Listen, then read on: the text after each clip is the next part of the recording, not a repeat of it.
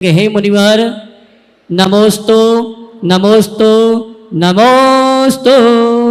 और आइए गुरुवर के आशीर्वाद से हम और आप शंका समाधान के कार्यक्रम में अपनी शंकाओं का समाधान प्राप्त करें और चलते हैं सीधे शंका समाधान के कार्यक्रम के लिए संचालन के निवेदन के लिए परम पूज्य मुनि संधान सागर जी से दोनों हाथ उठा के जयकारा लगाएंगे। बोले परम पूज्य मुनि श्री प्रमाण सागर जी महाराज की। आज का यह शंका समाधान सत्र अपन प्रारंभ करते हैं गुरुदेव के चरणों में। और प्रथम प्रश्न के लिए मैं आमंत्रित कर रहा हूं बंधुओं, पूज्य महाराज श्री जी के आज अनन्य भट्ट जबलपुर से यहाँ पर पधारे हुए हैं। राष्ट्रीय दिगंबर जैन युवा महासंघ जबलपुर इकाई, इसके यहाँ संपूर्ण सदस्य यहाँ उपस्थित हैं, जो विगत लगभग 20 वर्षों से तो मैं ही देख रहा हूँ सम्मेश शिखर में हर वर्ष ये वहाँ ट्रेन लेके जाते हैं। और वह ट्रेन भी ऐसी जिसके अंदर पूरे ऐसे लोग जो शिखर जी की यात्रा नहीं कर पाते उनको ये यात्रा कराते हैं। नाम में अलग अलग नहीं पुकार रहा, राय सेठ चंद्र कुमार जी, अरविंद जी, राजा अशोक जी फुटरा, पंकज जी एमडी, मनोज जी चावल, आशीष जी जैन, सभी एक बार जोरदार तालियां से इन युवा महासंघ का स्वागत अभिनंदन करें। वे अपना प्रश्न कर रहे हैं और उसके बाद में डॉक्टर प्रगति जैन विभागाध्यक्ष गणित तैयार रहेंगी। परम पूज्य मुनि श्री के चरणों में त्रिबार नमोस्तु। मंच पर विराजित सभी महाराजियों के चरणों में कोटि कोटि नमन।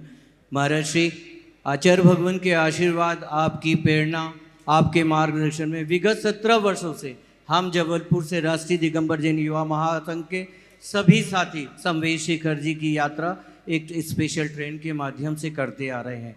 हम सभी आपसे आपके आशीर्वाद की अपेक्षा के हेतु आए हैं एवं समस्त यात्रियों की ओर से भी आपके श्री चरणों में निवेदन करते हैं उन्हें भी अपना आशीर्वाद प्रदान करें ताकि उन सभी की यात्रा सानंद निर्विघ्न संपन्न होवे। कोटि कोटि नमन महाराज जी। महाराज जी, आपके आशीर्वाद से सिंचित राष्ट्रीय दिगंबर जैन युवा महासंघ प्रतिवर्ष जबलपुर संस्कार धानी से सम्मेश शिखर जी की वंदना कराने धर्म प्रभावना यात्रा का आयोजन एक स्पेशल ट्रेन से करते हैं। महाराज जी, आज शंका कुछ नहीं है, बस हम सभी युवा साथियों को, हमारे संगठन के प्रत्येक सदस्य को आप अपने आशीर्वाद से ऐसा सिंचित करें कि उनके हृदय में उत्साह और ऊर्जा का नया संचार हो और वो तन मन धन से इस धर्म प्रभावना यात्रा को सफल बनाने के लिए बिल्कुल तन मन धन से जुड़ जाएं।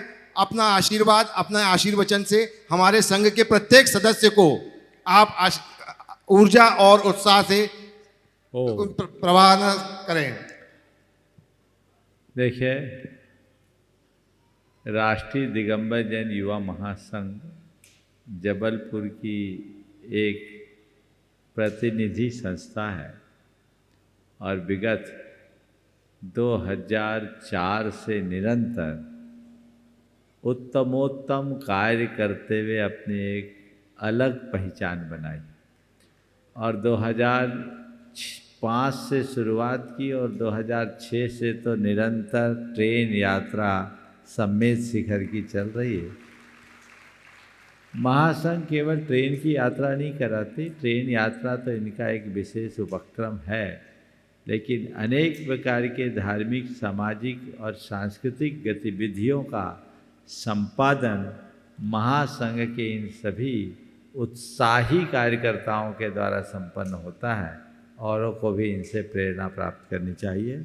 आप लोगों की यात्रा निर्बाध हो और सानंद संपन्न हो। मेरा यात्रा कराने वाले सभी कार्यकर्ताओं और यात्रा में जाने वाले सभी तीर्थ यात्रियों के लिए बहुत बहुत आशीर्वाद। इन्होंने मुझसे कहा, महाराज जी हम लोगों ने लॉन्च किया और पहले ही हमारी सारी बुकिंग हो गई, अभी तो समस्या दिक्कत आ रही है ना। अब लोगों के लिए ये बहुत लोकप्रियता का उदाहरण है कि इस तरीके से कार्य करने का ये सुपरिणाम निकलता है। आपकी यात्रा ऐसी ही बनी रहे, सभी को आशीर्वाद। कोटि कोटि नमन महाराज जी। चलिए, डॉक्टर प्रगति जी जैन जो विभागाध्यक्ष हैं गणित की शासकीय महाविद्यालय मनावर में। परम पूज्य गुरुवर प्रमाण सागर जी महाराज, निर्वेक सागर जी महाराज, संधान सागर जी महाराज एवं समस्त संघ के चरणों में त्रिबार नमोस्तु। महाराज श्री, कल शिक्षक दिवस था, लेकिन कल मेरे शंका का समाधान नहीं हो पाया क्योंकि समय की कमी थी। उसी तारतम्य में मैं आज एक अपना शंका रख रही हूँ कि विज्ञान में तर्क और धर्म में श्रद्धा, विज्ञान में तर्क और धर्म में श्रद्धा के बीच में कैसे सामंजस्य बनाया जा सकता है? विज्ञान में तर्क और धर्म में श्रद्धा के बीच समन्वय कैसे बनाया जा सकता है? देखिए, तर्क तथ्य तक पहुंचने का एक माध्यम है। जब तक तथ्य तक न पहुंचा जाए तब तक तर्क अपनाओ, और तथ्य तक पहुंच जाने के बाद उसे सहज भाव से स्वीकारो, अपने आप सारा काम होगा। विज्ञान और धर्म में एक मौलिक अंतर है। विज्ञान प्रयोग की बात करता है और धर्म अनुभव की बात करता है। प्रयोग रोज नई नई निष्पत्तियां देते हैं, अनुभव सदैव एक रूप होता है। समझ गए? इसलिए प्रयोग मूलक होने के कारण निष्पत्तियां बदलती है, निष्कर्ष बदलते हैं। अगर उदाहरण के लिए कहें तो डाल्टन के परमाणुवाद से लेकर गॉड पार्टिकल तक, बोसोन थे ना, कौन थे वो गॉड पार्टिकल के जन्मदाता? वैज्ञानिक कौन थे? परमाणु को बोसोन ना, हाँ क्या नाम था? बोसोन, बोसोन क्या, चलो बोसोन ही से, बोसोन, बोसोलॉजी बना जिससे। तो यहाँ तक परमाणु की अवधारणा में कितना परिवर्तन आया ना। ये विज्ञान है जो रोज नई बात सबके बीच रखता है, लेकिन धर्म अपनी शुद्ध आत्मा के विषय में अनादि से केवल एक ही बात कर रहा है, क्योंकि वो अनुभव की बात है। वो शाश्वत होता है, बदलता नहीं। गुड़ खाने से मुंह मीठा होता है, कल भी होता था, आज भी होता है और आने वाले कल में भी होगा। तो इसे केवल श्रद्धा से स्वीकारा जाता है। प्रयोग में तर्कना है, कैलकुलेशन है, पर अनुभव में सहज स्वीकारता है क्योंकि वो श्रद्धा है। तो अब आपने पूछा है दोनों में हम समन्वय कैसे बनाएं? पुनः अपने वाक्य को दोहराता हूँ, जब तक तथ्य तक पहुँचना ना हो तब तक तर्क लगाओ, और जब तथ्य में पहुँच जाओ तो श्रद्धा से स्वीकार।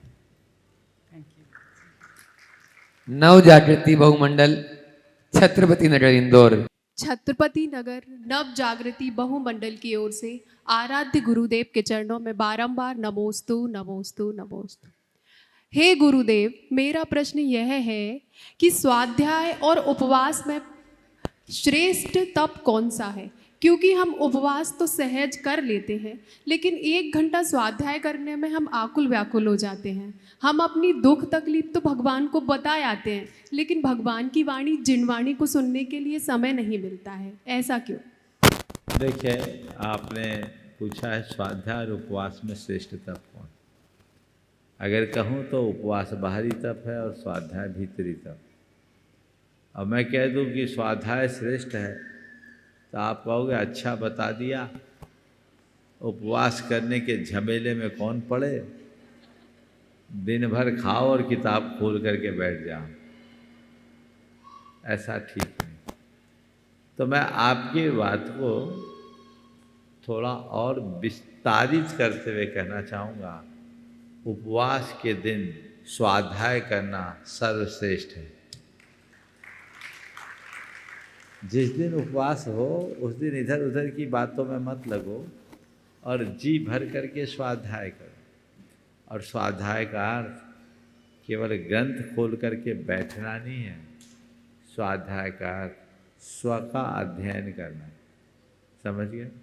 अपना अध्ययन करो, अपना अंतर विश्लेषण करो और जो हमने शास्त्रों में पढ़ा है, समझा है, उसे आत्मसात करके चलो, तो जीवन के लिए बेहतर है। नमोस्तु। अपने बीच में विपिन जी, सविता जी जैन, अहिंसा बिल्डर्स, जो गुणायतन के ट्रस्टी भी और परियोजना निर्देशक भी हैं, दिल्ली से अपने बीच में जोरदार तालियों से उनका स्वागत कर दें। और मैं चाहूँगा असुर रानी जी दोषी, धर्म प्रभावना समिति के अध्यक्ष, वहीं पर उनका स्वागत कर दें पीत दुपट्टा के माध्यम से। और साथ में रहेंगे सचिन जी, उद्योगपति, ट्रस्टी गुणायतन। हाँ बोलिए विपिन जी। गुरुदेव के चरणों में त्रिबार नमोस्तु।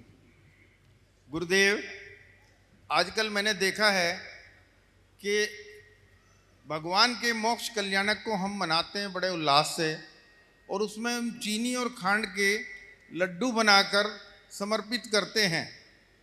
पहले तो समाज खुद बना रही थी और फिर हलवाई से बनवाने लगे, और अब तो ये हो गया कि फ़ोन पे ऑर्डर दे देते हैं और वो बना के पहुँचा देता है, और नेक्स्ट डे मॉर्निंग में हम उसको समर्पित कर देते हैं भगवान को। थोड़ा गुरुदेव इस पे मार्गदर्शन दो कि जो हमारी भ्रांतियां हैं, या हम गलत ट्रैक पे चल रहे हैं या सही पे चल रहे हैं, और क्या हमें नारियल को छील कर उस पर स्वास्तिक बना के समर्पित करें, तो समाज को एक मार्गदर्शन दो। नमोस्तु गुरुदेव, नमोस्तु। पहले तो मैं चाहूँगा एक बार विपिन भाई का जोरदार अभिनंदन करें। ये बड़े कर्मठ, लगनशील और समर्पित कार्यकर्ता हैं। इन्हों गुणायतन में ये वहाँ के परियोजना निर्देशक भी हैं और वहाँ की निर्माणाधीन साधना वसति का वर्तमान में इनके ही देख रेख में समर्पित हो रही है। पेशे से बड़े बिल्डर हैं, पर इन्होंने अपने आप को पूरी तरह गुणायतन के लिए समर्पित कर दिया है।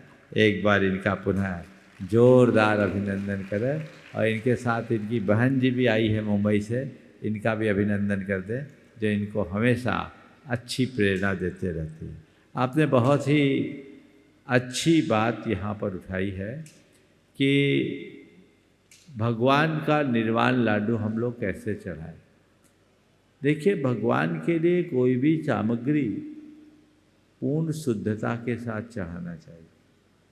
आप लोग जब भगवान के चरणों में पूजन के द्रव्य चढ़ाते हैं तो कैसे चढ़ाते हैं? धूली द्रव्य चढ़ाते हैं कि बिना धूली धो के चढ़ाते हैं ना, पूजा करते हैं तो? और वो धोते हो तो कहाँ के जल से धोते हो? नल के पानी से, मिनरल वाटर से, या प्राशुक जल से? प्राशुक जल से ना। तो जब नित्य चढ़ाए जाने वाले द्रव्य के लिए आप इतनी शुद्धि रखते हो, तो विशेष प्रसंगों में चढ़ाए जाने वाले निर्वाण लाडू में भी आपको उतनी ही शुद्धि रखनी चाहिए। कायदे से भगवान के लिए अर्पित किया जाने वाला निर्वाण लाडू शुद्ध कुएं के छने और प्राशुक जल से तैयार किया जाना चाहिए। और यदि घी का प्रयोग करके आप घी का लाडू बनाते हैं, बूंदी का भी कई जगह प्रयोग होता है, तो तभी उसी घी का इस्तेमाल करना चाहिए जो अठपहरा हो, जो जैसा प्राशुक घी व्रतियों के आहार में प्रयुक्त होता है वैसे ही घृत का प्रयोग करना चाहिए। उसमें अगर बेसन का प्रयोग करते हैं तो 3 दिन, 5 दिन, 7 दिन की जो मर्यादा उसका ही होना चाहिए। इन सब से बचने के लिए एक विकल्प निकाला गया कि गरी गोला का लड्डू बना दिया जाए।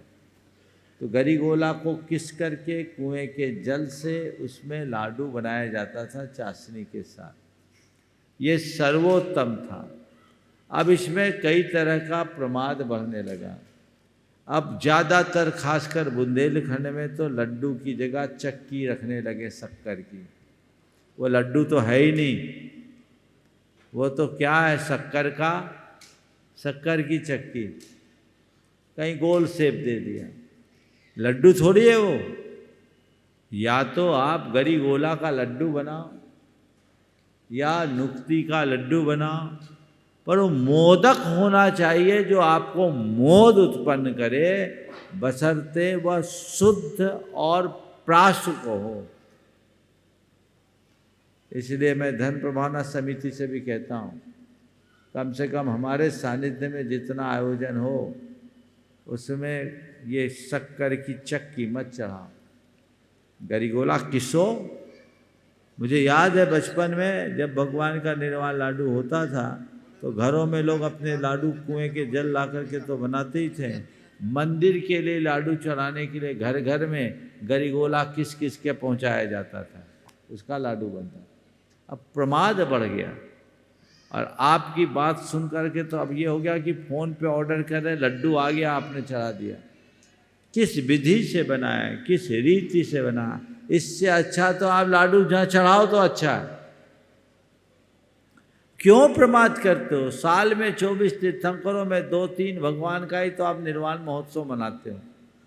मनाना तो 24 का चाहिए, पर उनके लिए भी इतना प्रमाद तो क्या पुण्य अर्जित होगी? कोई पुण्यार्जन नहीं होगा।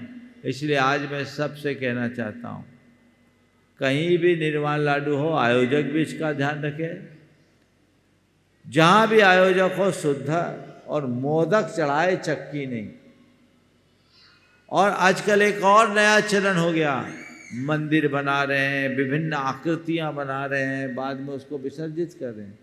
वो लाडू कहाँ है? उसकी प्रतियोगिताएं होने लगी और मंदिर बना रहे, बाद में उसको विसर्जित कर रहे हैं, तो मंदिर के भंजन का पाप और तुम्हारे सिर पर लगेगा। लाडू चढ़ा, लाडू को लाडू का सेब दो। मोदक कहते हैं उसको जिसको देखते ही मन में मोद उत्पन्न हो। तो ये आधुनिकता के नाम पर ये सब कार्य ठीक नहीं और प्रमाद भी ठीक नहीं। इन दोनों बातों को ध्यान में रख करके ही सारे कार्य संपन्न करना चाहिए। और अपने घर से लाडू बना कर ले जाओ, शुद्ध लाडू। जैसे साधुओं के लिए चौका लगाने पर आप प्रासुक जल लाते हो, सारी व्यवस्थाएं प्रासुक बनाते हो, वैसे घर में शुद्ध प्रासुक बनाए। ये गरीगोला का सॉल्यूशन इसलिए भी निकाला गया कि उसमें शक्करे का विकल्प नहीं था, समझ गए? तो गरीगोला का बना लिया, उसमें पानी लगता नहीं, बुरा लगता, चाशनी से सूख जाता, इसलिए गरीगोला का लड्डू चढ़ाया जाने लगा। अब कौन घिसे नारियल, तो चलो ऐसी चक्की जमा लो, और ये चलन आ गया। पहले लड्डू बनाते थे, अब सीधे सीधे पीस बनाने लगे। ये आलस है, ये प्रमाद है जो आपके पुण्य को छीन करती। अपने पुण्य को छीन मत होने दीजिए और पूर्ण तत्परता के साथ उसे अपनाइए, तभी अच्छा होगा। इसमें अगर हम गोलागिरी को छिलका उतार कर क्यों प्रमाद करो? लड्डू बनाओ ना, गोला चढ़ाने का गोला लड्डू है क्या? वो और प्रमाद है। लड्डू नहीं है, पर अभी ये सारी चीजें हर जगह होने देखो, गोला भी पोला है, लड्डू चढ़ाओ, गोल क्यों करते हो? प्रमाद छोड़ो। चलिए, अच्छा सविता, पिछले 4 दिनों से सविता भी और पूछेगी, बोलो। अच्छा सविता जी, हाँ अपना प्रश्न करें सविता जी। हाँ। और दिलीप जी रोता तैयार रहे वहीं पे ही। प्रिय मुनिराज को मेरा सत नमन। महाराज जी सत नमन, सत नमन। महाराज जी, हम बचपन से देखते आए हैं कि श्वेतांबर 8 दिन का पर्व मनाते हैं। और श्वेतांबरी 8 दिन का पर्व मनाते हैं। हाँ हाँ, श्वेतांबर 8 दिन का पर्व मनाते हैं और हम दिगंबर 10 दिन का त्यौहार मनाते हैं। तो इसमें हमारे मतभेद हो जाते हैं कि भाई हम उनका ख़त्म हुआ और हमारा शुरू हुआ, तो क्यों इस त्यौहार को हम 18 दिन का त्यौहार नहीं मना सकते क्या महाराज जी, जिससे हमारे जैन। बहुत अच्छा है, दोनों मिलके 18 दिन मना लो तो बहुत अच्छी बात है। पर चलो, वो 8 दिन मनाते हैं, हम 10 दिन मनाते हैं, तो कोई दिक्कत नहीं है। वो अपने तरीके से मनाए, आप अपने तरीके से मनाए, इसमें भी कोई दिक्कत नहीं है। अच्छा है, वो 8 दिन मना के वो जब फ्री हो जाए तब आप 10 दिन मना लीजिए। दोनों साथ मिलाए तो अच्छा है, ना मनाए आगे पीछे मनाए तो अच्छा है। अंतर ये है कि वहाँ पर्यूषण है, अपने यहाँ दशलक्षण है। हम 10 धर्मों की आराधना करते हैं जो पंचमी से लेकर के चतुर्दशी तक चलता है। इसलिए अपनी अपनी परिपाटी है, जहाँ जैसा अनुकूल बने वैसा करना चाहिए। आशीर्वाद। चलिए आगे। हाँ। धर्म प्रमाण समिति के मुख्य उपाध्यक्ष दिलीप जी गोदा वे अपना प्रश्न, गुरुदेव नम और उसके बाद में तैयार रहेंगे महावीर महिला मंडल एवं वर्धमान बहुमंडल उदासीन आश्रम इंदौर। गुरुदेव नमोस्तु नमोस्तु नमोस्तु। ये प्रश्न गुरुदेव मेरे समधी का है, पाली से। उन्होंने मेरे को जहाँ भेजा है, इसका समाधान चाहिए था। पूज्य मुनिवर के चरणों में नमोस्तु। गुरुवर, मेरा प्रश्न है, जो मंदिर बहुत पुराने हो जाते हैं उनका जीर्णोद्धार कराना जरूरी होता है। जब मंदिर नया बनकर तैयार हो जाता है और मंदिर की प्राण प्रतिष्ठा हो जाती है, परंतु जीर्णोद्धार होकर नया बनता है, परंतु पुराने मंदिर जी में जो ऊर्जा एनर्जी मिलती थी वो नए मंदिर में नहीं मिलती है। समाज से सामंजस्य की भी कमी महसूस होती है। ऐसे गुरुवर, ऐसी स्थिति में मंदिर की जो प्रतिष्ठा हुई उसमें कहीं कोई त्रुटि है या कोई अन्य कारण है? इसके अलावा हम एक बात और देखते हैं, कई मंदिरों का जीर्णोद्धार होने के बाद भी उनकी प्रतिष्ठा, उनका अतिशय बहुत बढ़ जाता है। ऐसा क्यों होता है गुरुदेव? देखिए, ये बात पूरी तरह सही नहीं है कि नए मंदिरों में अतिशय नहीं होता, पुराने मंदिरों में ही अतिशय होता।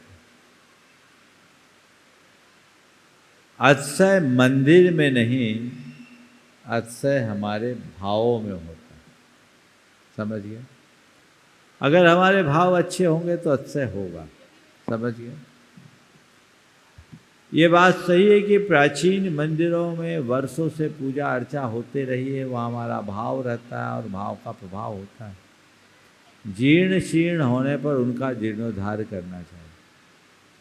जीर्णोद्धार करते समय यदि सही विधि विधान के साथ पूर्ण विशुद्धि पूर्वक किया जाए तो जीर्णोद्धारित जिन मंदिर का अतिशय यथावत बरकरार रहता है, बल्कि पूर्व की अपेक्षा बढ़ जाता है। जैसे अभी हमने कुंडलपुर में महसूस किया।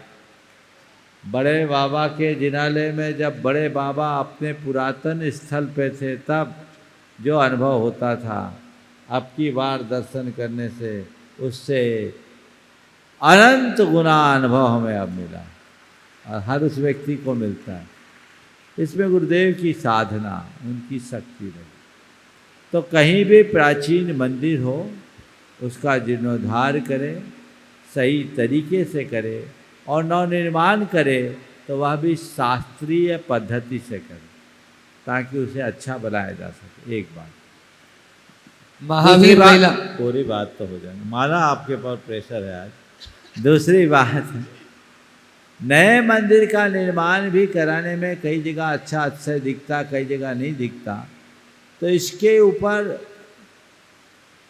3 का मुख्य रोल होता है। एक कारापक, एक प्रतिष्ठाचार्य और तीसरा सूरी प्राण प्रतिष्ठा करता।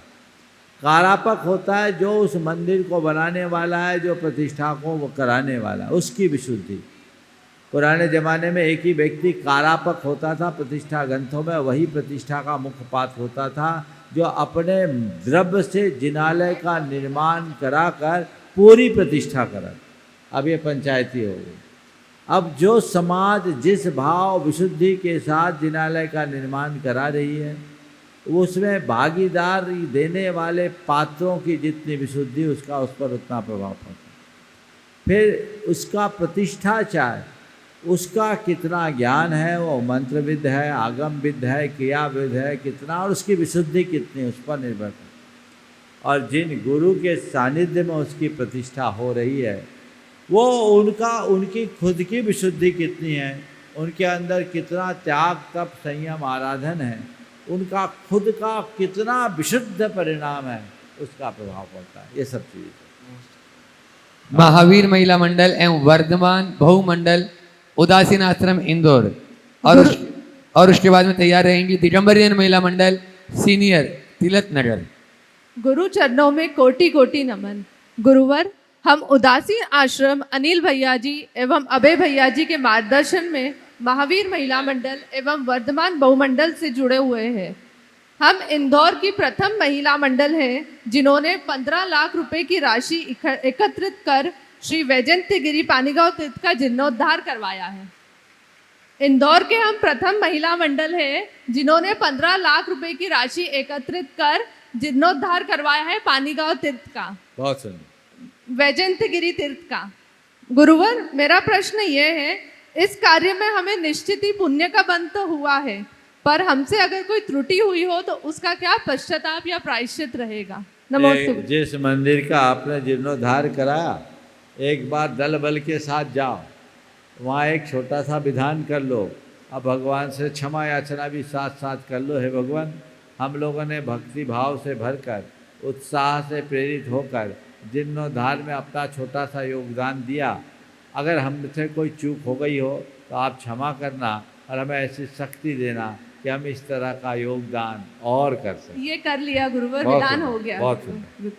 चल एक ही अंकिता, चलो बोलो। हाँ, महाराज श्री जी, मेरा यह प्रश्न है कि आज प्रभावना के दिन हम मनुष्य जन के हृदय में ऐसा भावना का कौन सा बीज रोपण हो कि धर्म और प्रभावना करते समय हम मनुष्य जन के मन में जो ईगो, कंपटीशन की भावना और गलत आचरण की भावना आती है, इनसे बचने के सूत्र आपसे चाहिए। देखिए, धर्म और प्रभावना, मैं कहता हूँ पहले धर्म आ जाए फिर प्रभावना, तो ईगो खत्म हो जाएगा। और धर्म जुड़ा नहीं और प्रभावना आ गई तो ईगो ही आएगा।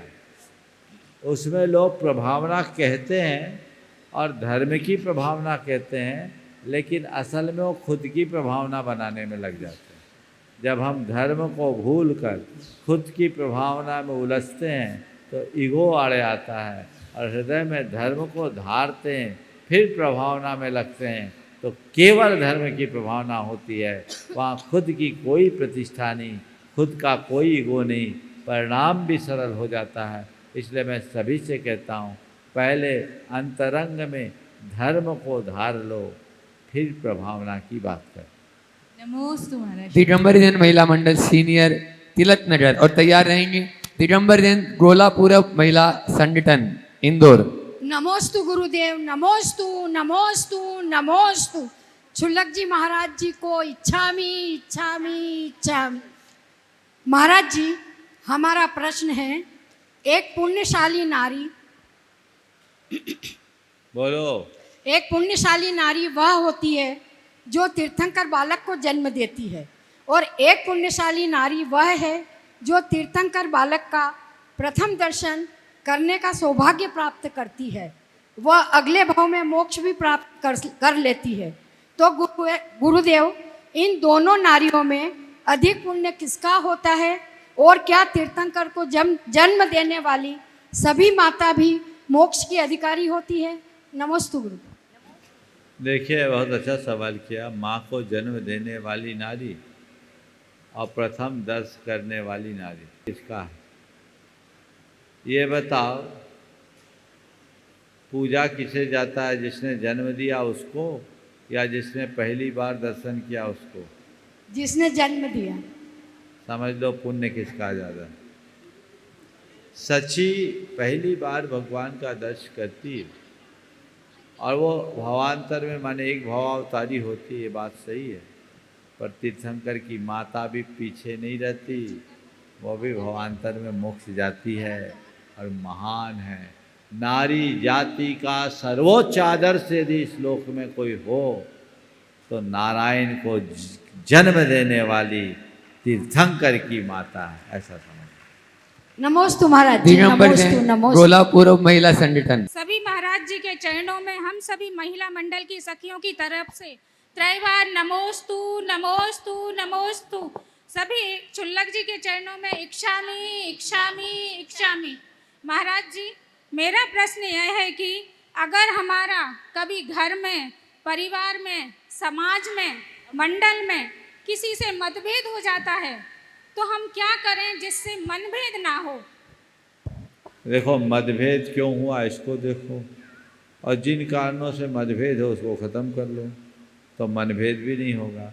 जाके मिलो, बैठ के बातचीत करो, अपने ईगो को गौन कर दो तो मामला ठीक हो जाएगा। नमोस्तु। ओ नमोस्तु महाराज श्री, नमोस्तु महाराज श्री, नमोस्तु महाराज श्री। प्रामाणिक पाठशाला की ओर से सभी मुनिराजों के चरणों में कोटि कोटि नमोस्तु। छुल्लक जी के चरणों में इच्छामी इच्छामी इच्छामी। अभी हाल में ही प्रामाणिक पाठशाला की कहानियों की दूसरी बुक लॉन्च हुई है, तो उसी के बारे में आपको थोड़ा सा सभी को बताना चाहती हूँ। छोटी छोटी कहानी, शिक्षाप्रद कहानी, सुनो और सुनाओ, यह किताब अपने घर ले जाओ और अपने मन में एक, जीवन में एक नया मोड़ ले आओ। NRI पाठशाला के लिए भी शिशुशाला, कुमारशाला और प्रामाणिक कहानियों की इंग्लिश वर्जन का बहुत सारी बुक्स का ऑर्डर डिस्पैच हुआ है। वहाँ पर इन बुक्स की बहुत डिमांड है। क्या महाराज श्री 10 लक्षण पर्व में जो सांस्कृतिक कार्यक्रम होते हैं उनमें हम प्लास्टिक के उपहारों की जगह बच्चों को यह कहानियों की पुस्तक उपहार में दे सकते हैं क्या? कृपया मार्गदर्शन कीजिए। देखिए, बहुत अच्छी बात है, प्रामाणिक समूह बहुत अच्छा कार्य कर रहा है। और मैं तो आप सबसे कहूँगा, किसी भी धार्मिक या प्रांगलिक प्रसंगों में आप किसी को दो तो ऐसी चीज़ दो जो उसके जीवन के लिए काम आए। आप अगर अच्छा ग्रंथ देते, अच्छा साहित्य देते, अच्छा पुस्तक देते हैं तो वह उनके जीवन को बेहतर बनाता है। हमें इसके लिए प्रयास करना चाहिए, प्रेरित करना चाहिए। बहुत अच्छी पहल है और लोगों को इसे आगे बढ़ाना चाहिए। और मैं तो सभी से कहूँगा, अपने बच्चों को प्रामाणिक कहानियाँ या प्रामाणिक समूह के द्वारा जो भी चीज़ें तैयार की जा रही है उनसे ज़रूर पढ़ने के लिए प्रेरणा दीजिए, उन्हें उपलब्ध कराइए ताकि बच्चे संस्कारों से भर सकें। Prashant Kumar ji Jain, central bed, Indore. प्रातः स्मरणीय गुरुदेव के चरणों में मेरा त्रिकाल नमस्कार। गुरुदेव, मेरा प्रस्ताव है ये कि आपका शंका समाधान कार्यक्रम जन जन में लोकप्रिय है। इसे देश विदेश में समाजजन एवं जैनेतर समाज बहुत बड़ी संख्या में नियमित रूप से देखते हैं। यह प्लेटफॉर्म समाज में परिवर्तन एवं जागृति लाने का एक सशक्त माध्यम है। इस समय देश का सबसे बड़ा मुद्दा जातिगत जनगणना का है। हमारे देश में जनगणना शीघ्र प्रारंभ होने वाली है और नारा यह है कि जिसकी जितनी संख्या उतनी उसकी भागीदारी। 2011 में हमारी जनसंख्या लगभग 44.51 लाख के करीब थी, लेकिन मैं समझता हूं कि हमारी जनसंख्या लगभग 1 करोड़ होनी चाहिए थी। इसकी वजह यह है कि हम जनसंख्या के 6 नंबर वाले कॉलम में जैन की जगह गोत्र लिखवाते हैं। इससे हमारी जनसंख्या का सही आंकलन नहीं हो पा रहा। अतः आपसे निवेदन है कि आप इस प्लेटफॉर्म के माध्यम से समाज जन को जैन लिखवाने के लिए प्रेरित करें। आपने बहुत अच्छा प्रस्ताव रखा है, लेकिन अभी उसके लायक समय नहीं है। 2 दिन पहले ही मैंने इसका जिक्र किया है। जैसे ही इसकी ठोस कार्य योजना सरकार के द्वारा होगी तब इस मंच से आप सबको बताया जाएगा कि इस दिशा में क्या करना है। आशीर्वाद। निधि नितेश जैन, माध्यमिक शिक्षा बोर्ड, इंदौर। तब तक अपने बीच में छत्रपति नजर से ही हमारे जो अमित जी वास्तु यहाँ पर बहुत अच्छे पूरी सेवाएं दे रहे हैं, उनकी धर्म पत्नी आज यहाँ पर प्रीति सिंह यहाँ पर उपस्थित हैं, वो अपना प्रश्न रख ले। गुरुदेव के चरणों में त्रिवार नमोस्तु। पाठशाला प्रणेता मुनि श्री निर्भेक सागर जी, संदान सागर जी, गुरुदेव के चरणों में नमोस्तु नमोस्तु। चुल्लक जी के चरणों में इच्छामी इच्छामी। गुरुदेव, मेरा प्रश्न है, श्वेदार संतोष व्रत किसे कहते हैं? प्रत्येक विवाहित स्त्री स्वेदार संतोष व्रत किसे कहते हैं? प्रत्येक विवाहित स्त्री पुरुष को इसका निर्दोष ढंग से पालन हो सके, इसके लिए किन किन कारणों से बचना चाहिए और किस किस के संसर्ग से बचना चाहिए? देखिए, एक ही वाक्य में मैं आपके सवाल का उत्तर दूंगा। यौन सदाचार का पालन ही सदार संतोष व्रत। समझ गए? प्रत्येक व्यक्ति को यौन सदाचार का पालन करना चाहिए और यौन सदाचार हो तो सब चीज़ें इसमें समाहित हो जाएगी। बाकी इसे संकेत में आप सब समझ। नमोस्तु नमोस्तु। पीयूष जी, कल्पना जी जैन, कन्नौज। महाराज जी, मेरा प्रश्न यह है कि कानपुर से अष्टापद के लिए एक यात्रा बस जा रही है, उसमें ये कहा गया है कि वहाँ पर दर्शन के लिए पहले से रजिस्ट्रेशन कराना होगा, जिसके 4,700 रुपये लगेंगे। लेकिन उस मूर्ति का ये है कि वो सुबह सुबह दर्शन होंगे, उस समय वो मूर्ति दिगंबर होगी, दिगंबर अवस्था में होगी। उसके बाद उसको कपड़े पहना दिए जाते हैं। तो इस तरह से ये दर्शन तो अमूर्त दृष्टि अंग में आएगा, हमें करने चाहिए या नहीं? देखिए, अब अष्टापद लोग जाना चाहते हैं, अष्टापद में दर्शन करते, वो अष्टापद नहीं है, वो तो बद्रीनाथ। अष्टापद में कोई दर्शन नहीं है। अष्टापद कैलाश मानसरोवर में है, जो चाइना में, समझ गए। और हमें वीतराग दर्शन करना चाहिए और अमूल दृष्टित्व को व्यापकता से समझकर अपना काम करना चाहिए। नमोस्तु गुरु। गोयल नगर महिला मंडल अपना प्रश्न रखें, मेरा बोलो, और उसके बाद में भैया जी तैयार रहेंगे। नमोस्तु गुरुदेव, मेरा प्रश्न ये है कि आदि पुराण को अपन किस संदर्भ में लेना चाहिए, इस पे थोड़ा सा प्रकाश। क्या आदि पुराण, आदि पुराण को किस संदर्भ में ले, इस पे थोड़ा प्रकाश रहेगा। आदि पुराण को किस संदर्भ में ले? देखो, आदि पुराण तो हमारे लिए धर्म शास्त्र है, हमारे लिए पुराण शास्त्र है, और वह हमारा समाज शास्त्र भी है, वो हमारी संस्कृति का दर्पण भी है। हम उसमें सब कुछ पढ़ सकते हैं। इसलिए आदि पुराण को केवल एक कथा के रूप में न पढ़ें, उसमें अंतर्निहित सारी बातों को गहराई से समझने की कोशिश करें, वो हमारे जीवन का पथ प्रशस्त करें। ओ बंधुओं, पीयूष जी कल्पना जी के लिए जोरदार एक बार ताली बजा दीजिए। और ये श्रीमती चंद्रकला जी पाटनी के समधी भी हैं, इसलिए एक बार जोरदार ताली बजा दें, जो शिरोमणि शरण गुणायतन। और अब गोयल नगर महिला मंडल अपना प्रश्न कर रहे हैं, उसके बाद में श्रावक संस्कार शिविर की संपूर्ण जानकारी के लिए भैया जी तैयार रहे। महाराज जी के चरणों में त्रिबार नमोस्तु नमोस्तु नमोस्तु। शांतिनाथ दिगंबर जैन महिला मंडल गोयल नगर से मेरी शंका ये है महाराज जी कि पुष्पदंत तीर्थंकर महाराज जी से धर्मनाथ भगवान तक तो धर्म विच्छेद रहा, उसके बाद फिर वापस से शांतिनाथ भगवान जी से धर्म का प्रारंभ हुआ। तो हमारी शंका ये है कि शीतलनाथ भगवान के बाद 6 तीर्थंकर हुए, तो क्या उस समय धर्म का समापन हो गया था, धर्म नहीं था? कुछ काल तक धर्म का सुविधिनाथ के बाद और शांतिनाथ से पूर्व तक पाव पल, आधा पल, पौन पल, और फिर पौन पल, आधा पल, पाव पल, इतना काल तक धर्म विच्छिन्न रहा। यानी इन काल खंडों में एक भी मुनि, एक भी आर्यिका, एक भी शावक शाविका नहीं रहे। शांतिनाथ भगवान के बाद से ये अविच्छिन्न परंपरा आज तक चली है, ऐसा समझ। नमस्ते महाराज जी। श्रावक संस्कार शिविर के शिविर निर्देशक बाल ब्रह्मचर्य असुर भैया जी, अभय भैया जी, वे अपनी बात और आगे के कार्यक्रम की भी जानकारी वे आपके सामने रखते हैं। आइएगा बंधु, हम सभी का सौभाग्य है, एक दिन बाद पर्वराज पर्यूषण का प्रारंभ होने जा रहा है। कुछ शिवरार्थी यहाँ पहुँच चुके हैं और बहुत से शिवरार्थी रास्ते में हैं, और कल सायंकाल तक सभी शिवरार्थी जो इंदौर महानगर से बाहर के शिवरार्थी हैं, वे कल सायंकाल तक यहाँ पहुँच जाएंगे। सभी के व्यवस्थाएं व्यवस्थित रूप से चल रही हैं। आवास आदि की जानकारी आपके मोबाइलों पर पहुंच चुकी है, किन शिवरार्थियों को कहां कहां पर रुकना है, और वो अपने स्थानों पर पहुंच रहे हैं। जो शिवरार्थी अभी रास्ते में हैं या कल निकलने वाले, हम उनसे एक बार पुनः अनुरोध करेंगे, आपके मोबाइल पर लोकेशन भेज दी गई है कि आपको कहां पहुंचना है, जहां पर आपको रुकना है वहां के संपर्क सूत्र भी आपके पास हैं, और धर्म प्रभावना समिति आवास व्यवस्था के संपर्क सूत्र भी आपके मोबाइल पर भेजे गए हैं। आप वहां पर पहुंचें। 8 तारीख को पर्वराज पर्यूषण का प्रारंभ होगा प्रातःकाल मंगल वेला में, उत्तम क्षमा धर्म का पावन पुनीत दिवस। हम प्रातः 5:30 बजे से आप विशाल पंडाल में मंगलाष्टक प्रारंभ करेंगे। उसके साथ श्री जी को हम यहाँ पर लेकर के आएंगे, और अभिषेक शांति धारा की क्रियाएं यहाँ पर संपन्न होंगी।